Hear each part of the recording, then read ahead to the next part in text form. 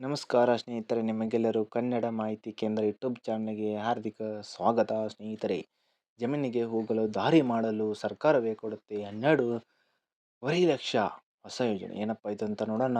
ವಿಡಿಯೋನ ಪೂರ್ತಿಯಾಗಿ ನೋಡಿ ಸ್ನೇಹಿತರೆ. ಅಂದರೆ ರೈತರಿಗೆ ಗುಡ್ ನ್ಯೂಸ್ ಸುದ್ದಿಯೊಂದು ಇದೆ.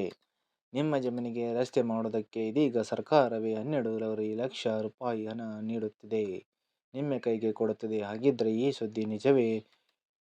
ಈ ವಿಡಿಯೋದನ್ನು ಪೂರ್ತಿಯಾಗಿ ನೋಡಿ, ನಾನು ನಿಮಗೆ ತಿಳಿಸ್ಕೊಡುವ ಪ್ರಯತ್ನ ಮಾಡ್ತಿದ್ದೀನಿ ಸ್ನೇಹಿತರೆ. ಅಂದರೆ ಸ್ನೇಹಿತರೆ, ಏನಪ್ಪ ಅಂದರೆ ರೈತರ ಕೊರೆದ ಬೆಳೆಯನ್ನು ಮಾರುಕಟ್ಟೆಗೆ ಸಾಗಿಸಲು ದಾರಿ ಇಲ್ಲದ ಪರದಾಡುವ ರೈತರಿಗಾಗಿ ಕರ್ನಾಟಕ ಸರ್ಕಾರ ಇದೀಗ ನಮ್ಮ ಹೊಲ ಮತ್ತು ಹೊಲ ನಮ್ಮ ದಾರಿ ಎಂಬ ಅದ್ಭುತ ಯೋಜನೆಯನ್ನು ಜಾರಿ ಮಾಡಿದೆ. ಹಾಗಿದ್ರೆ ಈ ಯೋಜನೆಗೆ ಯಾರೆಲ್ಲ ಅಂದರೆ ಅರ್ಹರಾಗುತ್ತಾರೆ? ಹೆಸರು: ಗ್ರಾಮೀಣ ಭಾಗದ ರೈತರು. ಜಮೀನುಗಳಿಗೆ ಪಕ್ಕಾ ರಸ್ತೆ ಸಂಪರ್ಕ ಕಲ್ಪಿಸುವುದೇ ಈ ಯೋಜನೆಯ ಮುಖ್ಯ ಗುರಿಯಾಗಿದೆ.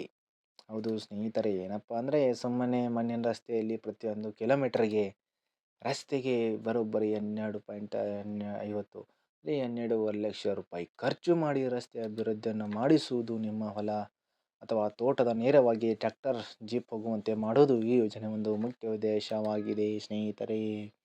ಮತ್ತು ಈ ವಿಡಿಯೋನ ಯಾರು ನಿಮ್ಮ ರೈತರು ಇದ್ದಾರೆ ಅವರಿಗೆ ವಿಡಿಯೋನ ಶೇರ್ ಮಾಡಿ, ನಿಮ್ಮ ಫ್ರೆಂಡ್ಸ್ಗಳಿಗೆ ಅವರಿಗೂ ಈ ವಿಷಯ ಗೊತ್ತಾಗಲಿ ಸ್ನೇಹಿತರೆ.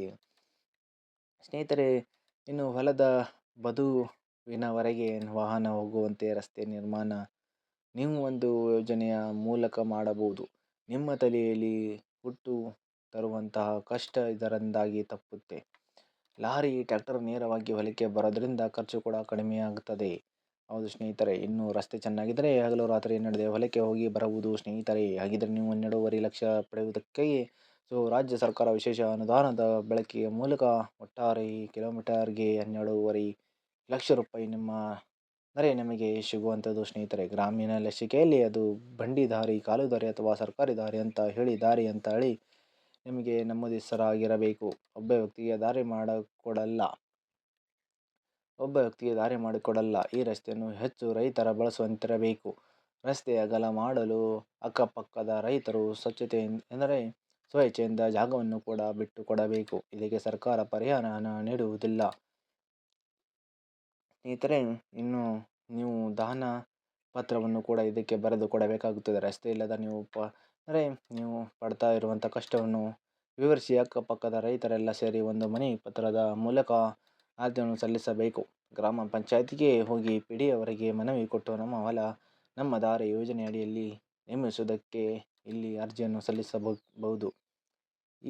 ಇದರ ಬಗ್ಗೆ ನಿಮ್ಮ ಅನಿಸಿಕೆ ಏನಂತೇಳಿ ನಮಗೆ ತಿಳಿಸಿ ಸ್ನೇಹಿತರೆ. ಮತ್ತು ಯಾರ್ಯಾರೆಲ್ಲ ನಿಮ್ಮ ರೈತರಿಗೆ ದಾರಿ ಇಲ್ಲವೋ ಅವರಿಗೆ ಈ ವಿಡಿಯೋನ ಶೇರ್ ಮಾಡಿ, ಅವರಿಗೂ ಕೂಡ ಈ ವಿಷಯ ಗೊತ್ತಾಗಲಿ.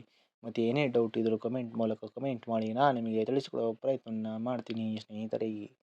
ಮತ್ತು ಏನೇ ಡೌಟ್ ಇದ್ದರೂ ಕಮೆಂಟ್ ಮಾಡಿ, ನಿಮ್ಮ ಫ್ರೆಂಡ್ಸ್ಗಳಿಗೆ ವಿಡಿಯೋನ ಯಾರು ರೈತರಿದ್ದಾರೆ ಅವ್ರಿಗೆ ವಿಡಿಯೋನ ಶೇರ್ ಮಾಡಿ ಸ್ನೇಹಿತರೆ. ಮತ್ತು ಮುಂದಿನದಲ್ಲಿ ಸಿಗೋಣ.